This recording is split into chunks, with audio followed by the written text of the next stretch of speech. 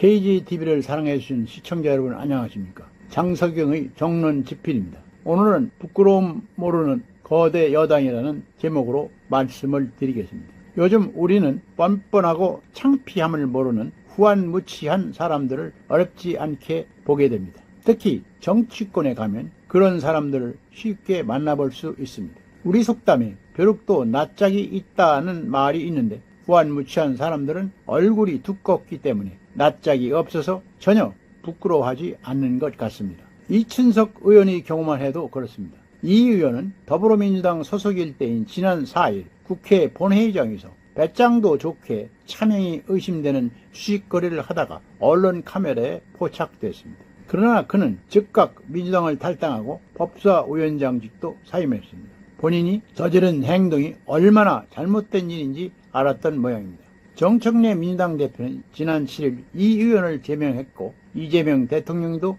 엄보를 천명했습니다. 그러자 이 의원은 주식 거래에 대해 사과하면서도 타인 명의 계좌로 거래한 게 아니라고 주장했습니다. 하지만 지난 3월 재산 공개 때 본인과 가족 보유 주식이 없다고 신고한 데다 당시 휴대전화 사진에 계좌 주인 명의가 보좌관 참호씨라고 찍혔습니다. 해당 보좌관도 이 의원이 본회의장에 들어갈 때 자신이 휴대전화를 잘못 가져갔다고 해명했습니다. 그러나 이 해명은 오히려 국민들이 화만 돋았을 뿐입니다. 참으로 후안무치한 사람들이 아닐 수 없습니다. 이 의원은 대통령 직속 국정기획위원회에서 인공지능 정책을 다루는 경제분과장을 맡아서 왔는데 4일 거래한 주식들은 당일 발표된 국가의 프로젝트 수혜 종목들이었다고 합니다. 그렇다면 사전에 관련 주식을 매입해 호재 발표 후 매도한 게 아닌지 의심을 살만합니다. 이 의원의 행위는 우선 직무와 관련해 사적 이익을 취해서는 안 된다는 국회의원 윤리 강령은 물론 다수의 현행법 위반 소지가 큽니다.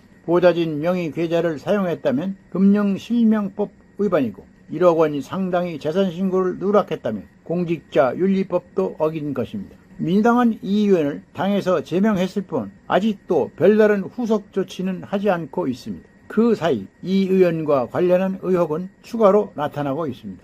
이 의원에게 차명 계좌를 제공한 것으로 의심받는 보좌관 참호씨도 국정기획위원회 행정위원으로 활동했다고 합니다. 의원과 보좌관 모두 주식 정보를 사전에 알 수 있었다는 것입니다. 민주당은 이 의원이 제명됐다고 나 몰라라 해선 곤란합니다. 소속 의원일 때 벌어진 일인 만큼 책임지고 국회 차원의 조사와 징계 절차를 밟는 게 마땅합니다. 경찰 역시 이 의원에 대한 고발건을 누구의 눈치도 보지 말고 엄정하게 처리해야 할 것입니다. 이 대통령은 코스피 지수 5천 달성을 공언하며 주식시장에서 장난치다가는 패가 망신한다는 경고를 여러 차례 했습니다. 그런데 여당의 사선 의원이자 국회 법사위원장이라는 중책을 맡은 인사가 불법 주식거래 의혹의 한가운데 서게 된 것은 너무나 충격적인 사실입니다. 철저한 수사와 엄정한 사법처리가 필요한 이유입니다. 사실 이번 사건처럼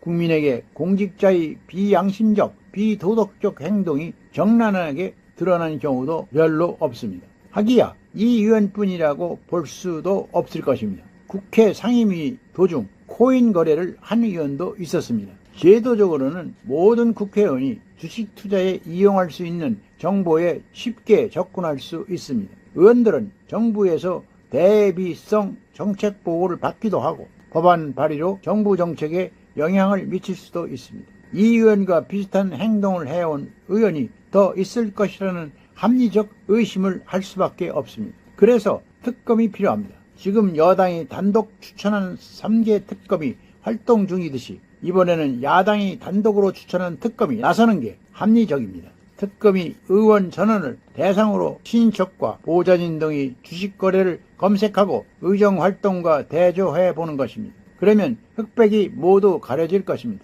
민주당이 후임 법사위원장에 추미애 의원을 내정한 것도 적절치 않습니다. 2004년 17대 국회 이후 제1야당이 국회의장을, 제2당이 법사위원장을 맡는 것이 관례였습니다. 하지만 민주당은 지난해 6월 본회의 단독 처리로 법사위원장직까지 가져갔습니다. 그 자리가 불미스러운 사태로 공석이 됐다면 도의적 책임을 느끼고 후속 위원장 임명은 좀 더 신중을 기하는 태도를 보였어야 합니다. 그럼에도 불구하고 거리낌 없이 자당 인사를 즉각 지명했다는 것은 어불성설입니다. 이러니 후한무치 정당, 부끄러움을 모르는 거대 여당이라는 소리를 듣는 게 아니겠습니까? 오늘은 여기까지입니다. 끝까지 시청해서 감사합니다. 좋아요와 구독을 눌러주시면 보다 더 많은 시청자가 이 프로그램을 볼 수가 있습니다. 감사합니다.